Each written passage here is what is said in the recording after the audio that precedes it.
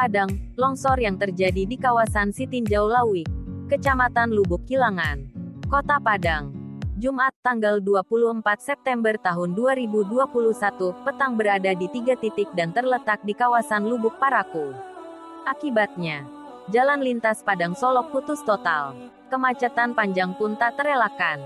Kapolsek Lubuk Kilangan, AKP Lija Nesmon mengatakan, saat ini, kata Lija, jalan utama Padang Solok tersebut tidak bisa dilalui oleh kendaraan jenis apapun. Semua kendaraan yang datang dari kedua arah bertumpuk di setiap ujung longsor. Info terbaru, jalan Padang Solok di lokasi longsor Sitinjau Lawik sudah bisa dilewati. Semua badan jalan ditutupi material longsor, kata Lija sebagaimana dilansir padangkita.com, Jumat malam ini. Ia menyebutkan, proses pembersihan material saat ini masih dilakukan secara manual. Pihaknya menunggu kedatangan alat berat untuk membuka akses jalan. Kondisi macet total. Kita masih menunggu alat berat datang dari PT Semen Padang, ucapnya. Ia menjelaskan, kemacetan ini telah terjadi sejak pukul 17.30 waktu Indonesia Barat saat longsor mulai terjadi. Menurut dia, lokasi longsor memang diguyur hujan lebat sejak sore. Pihaknya pun mengimbau para pengendara baik dari Kota Padang maupun dari Solok agar meningkatkan kehati-hatian.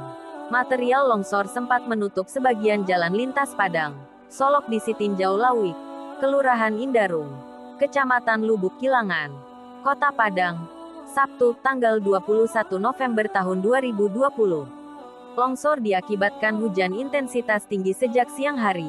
Kabid Logistik dan Kedaruratan BPBD Kota Padang, Sutan Hendra mengatakan lokasi longsor terjadi di sekitar Panorama 1 Jalan Sitinjau Lawik sekitar pukul 14.30 waktu Indonesia Barat. Kondisi dipicu oleh hujan yang turun di Kota Padang sejak sekitar pukul 11 waktu Indonesia Barat. Akibat longsor menutup sekitar 2/3 badan jalan. Materialnya berupa batu, tanah dan pohon. Akibatnya juga terjadi kemacetan total, katanya saat dihubungi Sabtu, tanggal 21 November tahun 2020. Pihaknya mengamati kemacetan terjadi hingga sepanjang sekitar 3 km, baik dari jalan arah Padang maupun jalan dari arah Kabupaten Solok. Kemacetan mulai terurai saat jalan sudah mulai dibuka sekitar 1 jam pengerjaan.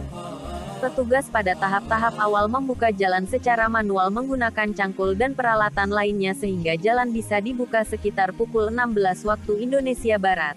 Jadi jalan putus sekitar 1 jam lebih, katanya. Jalan dapat digunakan dengan diawali secara buka tutup jalur, sehingga kemacetan terurai. Kemudian sekitar pukul 16.30 waktu Indonesia Barat datang bantuan 1 unit alat berat dari PUPR Sumbar. Pengerjaan kemudian dilanjutkan. Sekitar pukul 18 waktu Indonesia Barat tadi material belum sepenuhnya dibersihkan. Tetapi jalan sudah bisa dibuka 2 jalur. Tetapi agak melambat melewati daerah tersebut. Jalan lancar, katanya. Pengerjaan pembersihan kemungkinan dilanjutkan besok dan tidak diteruskan malam ini. Hal ini dilakukan mengingat tanah di bekas lokasi longsor masih labil dan masih ada kemungkinan longsor susulan. Bekas longsoran masih labil. Para pengendara antara Solok dan Padang diingatkan agar hati-hati.